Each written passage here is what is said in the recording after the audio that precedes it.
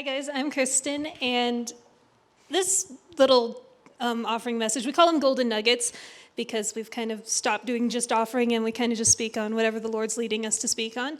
And this topic has been on my heart for months, like I kid you not, months. It's been something that's been very important to me, and I'm super excited to share it. Today I wanted to talk about the delight of the Lord.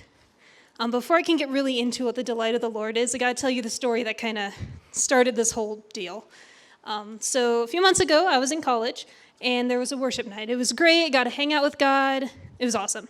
And I was driving back to the school with a few friends. We're just talking about the night, what we learned, the music, all this great stuff. And I was sharing what the Lord had been speaking to me.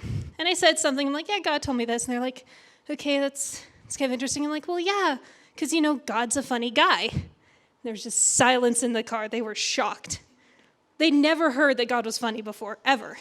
They were absolutely flabbergasted. And I always kind of took that for granted. Yeah, God's funny. Have you seen the world? Have you seen a platypus? Okay, they're funny. He has a sense of humor.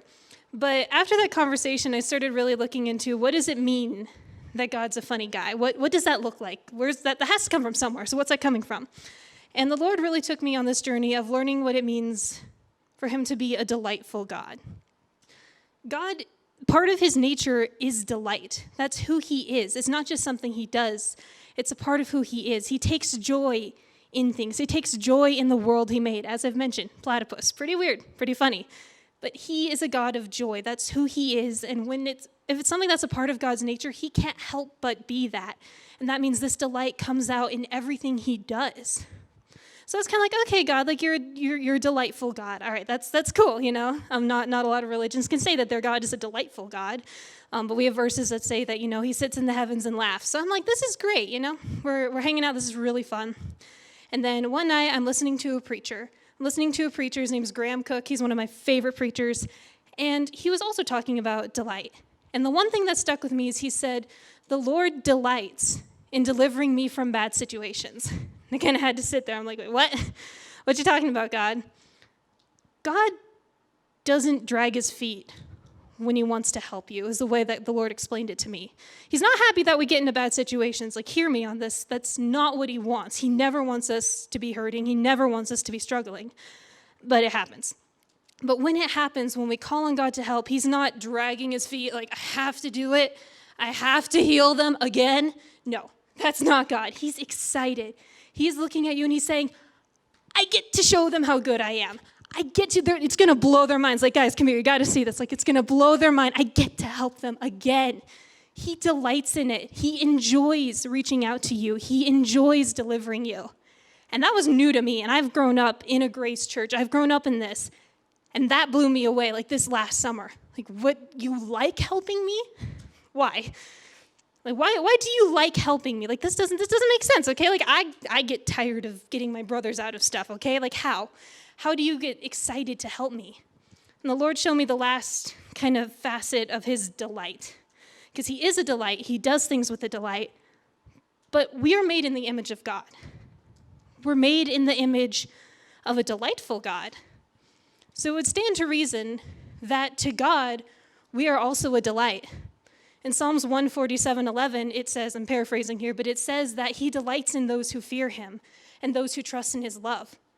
So not only is he already full of joy and enthusiasm to the point where he wants to interact with us, but he made you to be the same thing. And when you delight in something, you take joy in it. You take pleasure in it. You like it. You don't just love it, you like it. God likes you. He genuinely likes you. He likes being with you. He likes delivering you, but he just likes to be with you because he made you to be a delight. In his eyes, there's nothing you could ever do that would make you less likable in his eyes. He brags about you guys. He thinks you're really cool. And you might say it's kind of self-centered. It's not. It's not. God made you to be good, and he made you to be a delight, and it's okay to enjoy the fact that God actually just genuinely likes being with you. And that's been a big comfort to me, especially, finishing my first year of college. It was really stressful. But then coming back home and coming back to that place of not only does God love me with an overwhelming, unending love, he just likes me. He likes hanging out with me. He thinks I'm funny. He thinks the stuff I do is funny. I don't always think it's funny, but he thinks it's funny. So that's the one thing that I've had on my heart for a long time, is that God is a delightful God. It's who he is. It's part of his nature. He takes joy in doing things, whether it be creating the world, helping you out of a situation, or just being with you. He just likes it. But he genuinely likes being with you. So, with that in mind, since we're made in the image of a God who likes to do things, if you would like to give, we have the offering box over here. We've got some envelopes and pens if you want to leave any money or leave a note or a doodle or anything like that. That's open. But yeah, that's what I really felt was on my heart to share with you.